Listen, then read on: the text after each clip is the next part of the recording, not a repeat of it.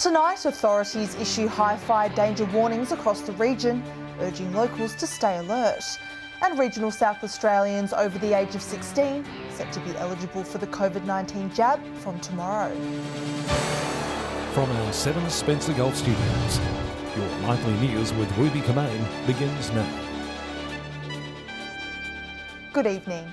Parts of the state recorded very high fire danger weather today, with unusual conditions for the month of May. However, the Bureau of Meteorology says there is a cool change on the way, with conditions expected to alter from tomorrow.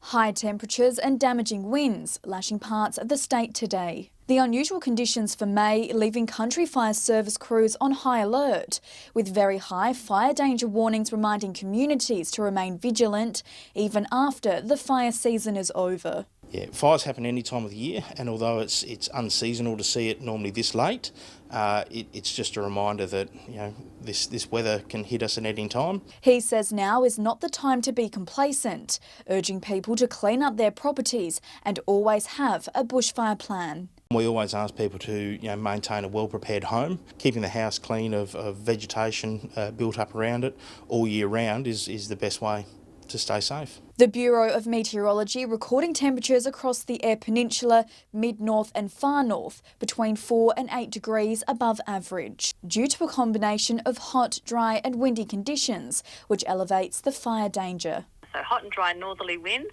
We've also got a severe weather warning out with gusts over those sort of parts expected to be around 90 to 100 kilometres per hour. But there is some relief on the way, with a cold front expected to bring cooler conditions across the state from tomorrow. So we'll see a band of rain associated with that front move across, bringing sort of roughly 10 millimetres or so, and then a cooler sort of westerly change moving on behind that. So much cooler conditions expected sort of later on Tuesday and into Wednesday. Katrina Musson, 7 Spencer Golf News. South Australia has announced a major shift in its COVID-19 vaccine rollout. From tomorrow, anyone over the age of 16 will be able to receive a jab, provided they live in regional SA. The change affects 35 clinics, with SA Health advising some locations will continue to only give AstraZeneca jabs for over 50s. It's also been announced a pop-up clinic will open in Menindee on Wednesday, also for that age group. The Silver City Highway was closed for almost 12 hours on Saturday, following a crash that left 2 people fighting for life. The ute was travelling through Curlwa at 6 a.m. It's believed it left the road and rolled into a tree. Authorities say the 2 occupants of the car were trapped for several hours, while emergency crews worked to free them. Both were taken to Mildura Hospital with critical injuries. A speeding learner driver has copped a fine after he was detected at Port Augusta on Friday. Just after 9 a.m, police conducting speed detection duties on the Lincoln Highway clocked a vehicle with learner plates travelling at 145 kilometres an hour in a 100 zone. The 19-year-old Murray Bridge man was issued with an on-the-spot fine and an immediate loss of licence. Meanwhile, 2 alleged drink drivers have been reported for offences in separate incidents at Roxby Downs over the weekend. At 9:45 on Saturday night, police responded to reports a vehicle had mounted the footpath, colliding with a bin. Police say the 22-year-old driver refused a breath analysis and was charged with a string of offences. And just after 2 a.m. yesterday, police submitted a 31-year-old driver to a breath test, allegedly returning a reading of 0.180. Both men were issued with a 12-month loss of licence. Their vehicles were impounded and will face court at a later date. Broken Hill's emergency department is set for a major shake-up in the hope of driving down patient wait times. New staff will be added to the fast-track service and the current contractor dropped. Our reporter Lachlan Itter has more. The Far West Local Health District says the addition of 5 new doctors to the emergency department will help ease pressure and reduce waiting times. Broken Hill Hospital's Fast Track Clinic has been operated by contractors for the past 10 years. Under the new plan, that service will be brought in-house. An integrated service involving our community doctors as well. These are their patients. It makes sense that they are the doctors who treat these fast-track patients. Those 5 doctors are local GPs, their primary role to deal with less urgent ED presentations. Obviously reduce their waiting times, make sure that they receive the attention they need in a timely manner. but more importantly, that their being in the hospital does not impact on our ability to deliver services to the more urgent patients. Data from the Bureau of Health Information shows just under 62% of all ED patients began treatment on time at Broken Hill Hospital in the last reporting period, but only 37% of near critical cases began treatment on time. It's hoped the increased staffing will provide some relief and improve that figure. And particularly what we call Category 1s and Category 2s, which are more severe, urgent type cases, we should be able to respond faster. The Health District plans to regularly review the changes after they come into effect next month. Still to come tonight, concerns emerge over cuts to a hairdressing TAFE course in Whyalla. And water continues to flow into the Menindee Lakes 1 month since the gates opened.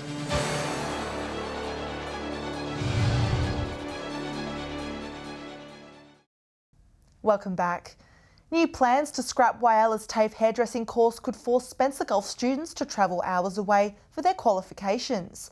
The move resulting in community backlash, with local leaders advocating to stop the changes. Some new cuts causing a bit of a mess. Changes to Whyalla's TAFE campus leaving many hairdressing students in limbo. The member for Giles Eddie Hughes raising concerns. It's a real kick in the guts for my community, for Port Augusta and for the whole of the Eyre Peninsula. He says the changes will be too costly for both businesses and students. By hairdressing salons saying we might not take on apprentices now. I've been contacted by single mums that are doing the hairdressing apprenticeship in Whyalla. They've got kids, they cannot afford to go to Adelaide.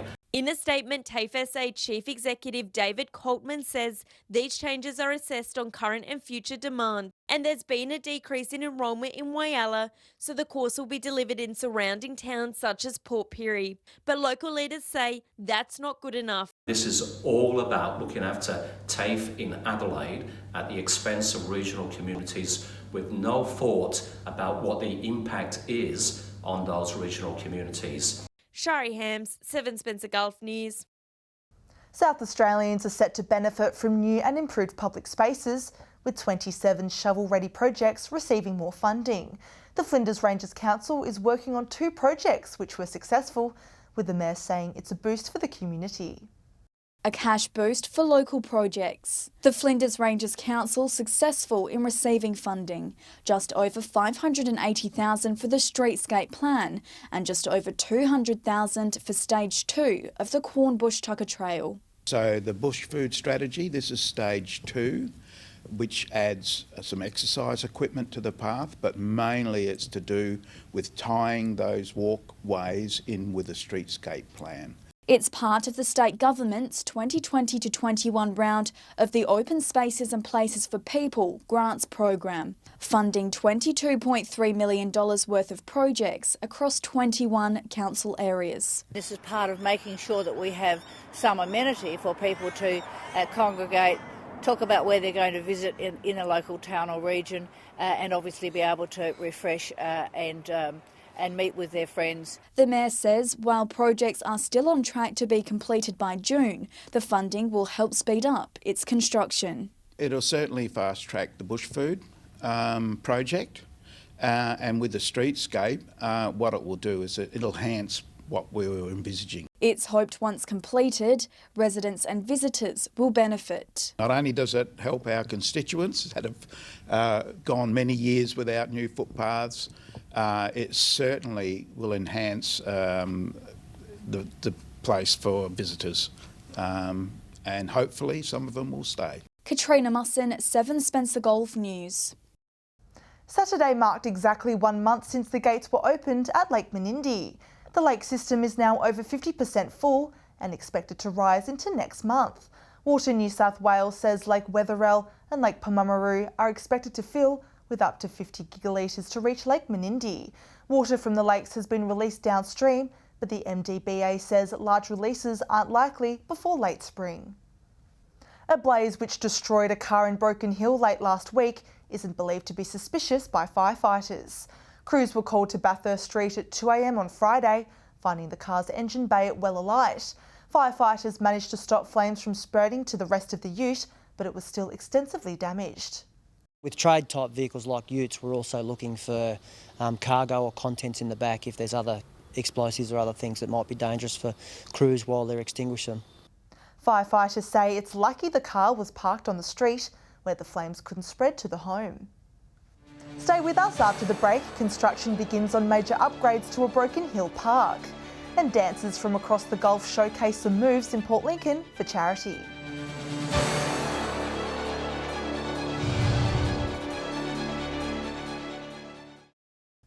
Hello again.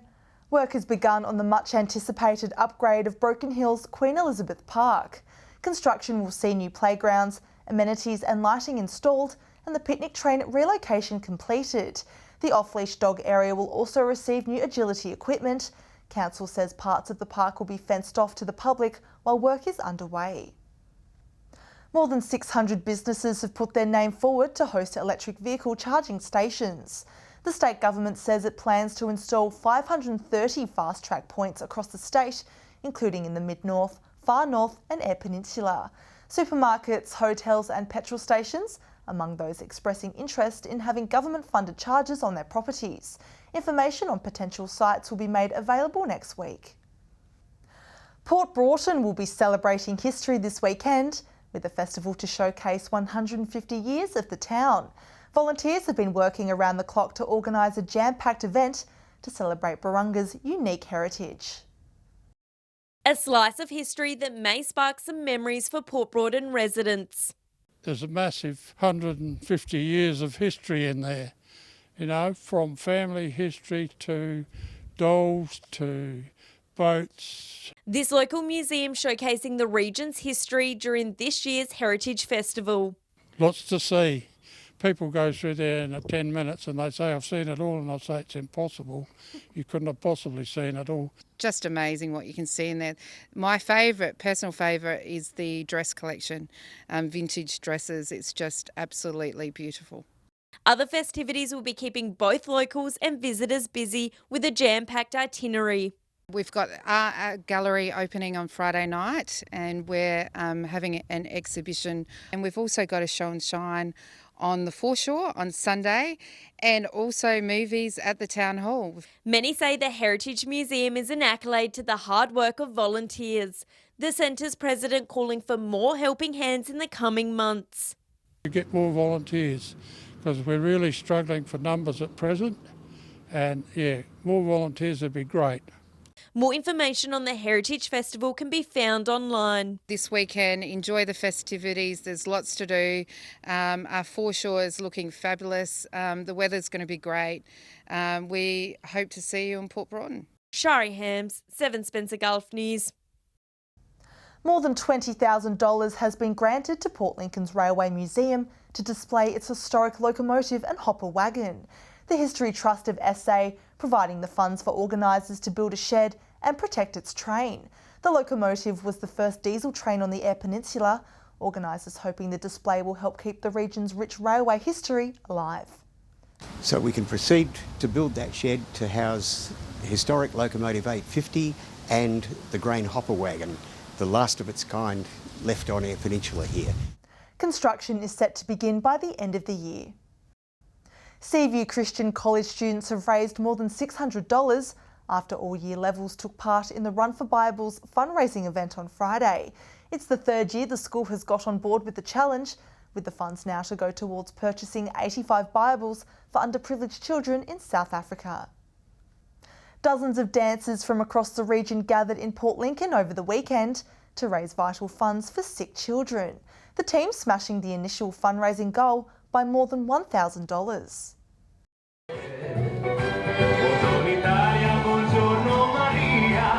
Dancers keeping the beat in Port Lincoln. It's just good to get everybody together in one venue at one time to share their love of dance, and all for a good cause at the same time.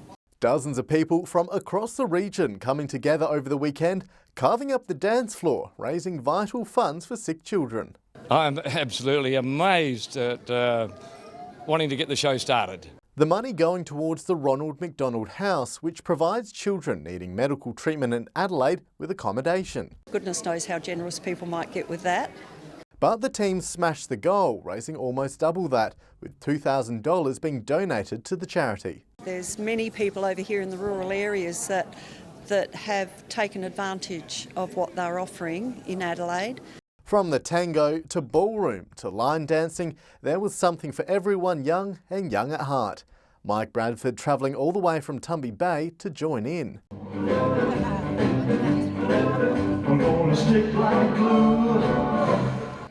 It's meeting a lot of different people, love of music. I get to do my own music, so that is a big thing for me. The group planning more fundraisers in the future to help support those in need. We're only too happy to get on board and give them what we can. Nathan Regter, 7 Spencer Golf News.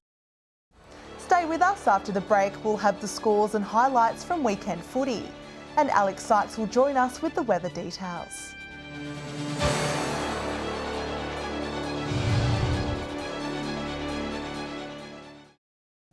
Welcome back. It was a tight competition of football in Port Lincoln over the weekend, with both teams fighting tooth and nail to win. Lincoln Souths continuing their impressive winning streak against Waybacks. Our reporter Nathan Rector has this week's footy wrap. Waybacks had to be at their best if they stood any chance against Souths over the weekend in a fierce competition. Mitch Hall was in red-hot form again for the Eagles, while James Flint proved just as effective for Waybacks. But just as Souths appeared to be flexing their muscles, Waybacks marked their return to the game in the second quarter, booting 3 goals, scraping ahead by a single point at half-time. It was a tense game on and off the field, temperatures reaching boiling point, resulting in this scuffle. Souths responded strong in the third quarter, spreading their wings, kicking 4 goals, while Waybacks struggled to keep up, the Eagles eventually taking off with the game, winning by 9 points. In the other games, Mallee Park thrashed Bostons by 98 points, while reigning premiers Tasmans were defeated by Marble Range, 37 to 116. Around the region now and in Whyalla, Central secured a win over the Roos by 55 points, West thrashed South 148 to 33, and Waruna Bay had a scrappy game with North taking the match. In the SGL League, and it was a tight-fought contest between the Lions and Centrals, Luke Edwards proving his worth for props, kicking 8 goals, while Edward Grover was the star for Centrals. The Lions claimed the game by 54 points. In the other game, Souths went down to Solly's 86 to 112, and West dominated Port by 55 points. Over in the Silver City, and North had an impressive win over Centrals, 105 to 80. Shane Darby was in red-hot form, booting 5 goals for North, while Bradley Dewar kicked 3 for Centrals, and in the other match, Souths had a 25-point win over West. That's all for footy this week. We'll be back tomorrow with the rest of sport. Time now to take a look at what's happening in the weather. Here's Alex Sykes. Thanks, Ruby, and good evening, everyone. As Katrina reported earlier, we had some very unusual conditions for the month of May in some parts of the Gulf. A high fire danger warning issued amid hot and windy conditions, but some relief is on the way in the coming days. More on that later. From 3 p.m. today, Port Augusta was 27 degrees, windy and late rain recorded in Port Lincoln, and Broken Hill was mostly sunny and 25. Looking further out across the region now, Whyalla had morning dust and was windy, 26 degrees. Port Pirie, Adelaide and Woodna were all 25. It was windy in Cooper Pedy and it reached 28 degrees there. Clare had a high of 22. It got to a top of 24 in Kadina and Cleve. Taking a look at the satellite image now, extensive high jet stream cloud moving in from the west is not rain bearing.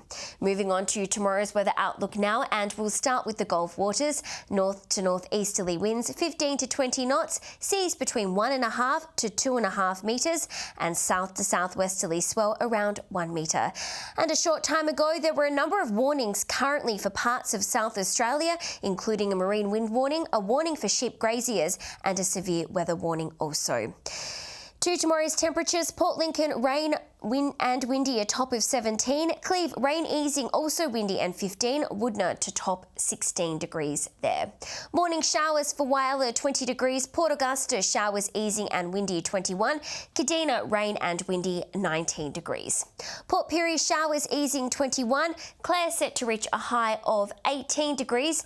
And Broken Hill, windy and partly cloudy, 22. Taking a look further through the week now, and conditions are clearing on Wednesday. Partly cloudy across the region with temperatures set to be in the high teens.